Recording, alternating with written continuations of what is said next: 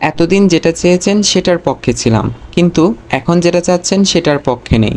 আরে আপনারা কি ভাবতেছেন আমি হাসু আপা কিংবা আওয়ামী লীগের কথা বলতেছি? আরে ধুর না, আমি তো বলতেছি পড়ালেখার কথা। আমরা জেনারেশন জেড, যেটাকে আমরা গেনজি বলি। আমাদের যে কোনো কাজ দেয়া হোক আমরা করতে রাজি, কিন্তু পড়ালেখা করতে রাজি না। আসসালামু আলাইকুম। সবাইকে স্বাধীন দেশে স্বাগতম। মনে হচ্ছে জন্মের পর এই প্রথম স্বাধীনভাবে মন খুলে কথা বলতে পারতেছি। কারণ এর আগে একটাই ভয় ছিল, কখন কি বললে জানি গুম হয়ে যায়, আটক হয়ে যায়।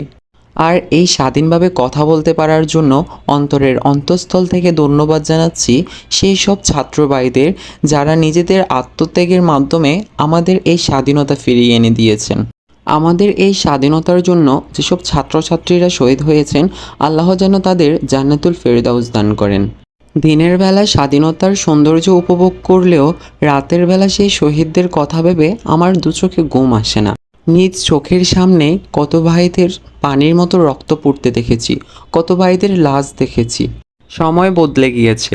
এখন দেখতেছি যারা আমাদের পাশে ছিল না, আন্দোলনের বিপক্ষে ছিল, তারাও এখন পোস্ট করতেছে আমরাও আন্দোলনের পক্ষে ছিলাম।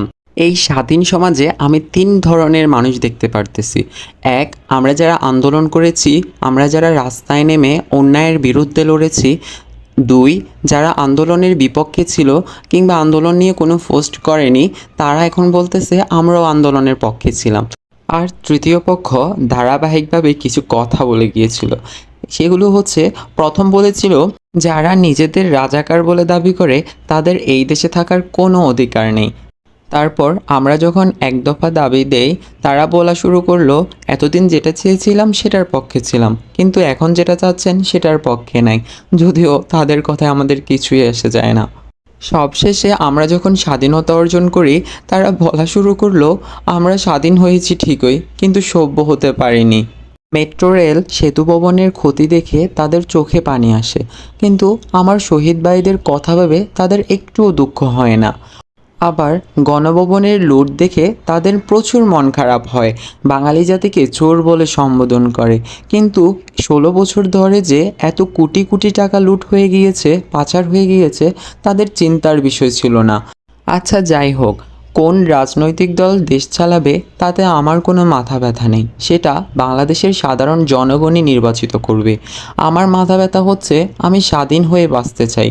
ও আচ্ছা, এই কথা বলার মাঝে ভুলে গিয়েছিলাম, আজকে আমি বানাচ্ছি পাকা আম দিয়ে কেক, যেটা সবাই পারে তাই আর রেসিপিটা বললাম না। আসুন আমরা সবাই মিলে আমাদের এই স্বাধীন বাংলাদেশকে পুনর্গঠন করি।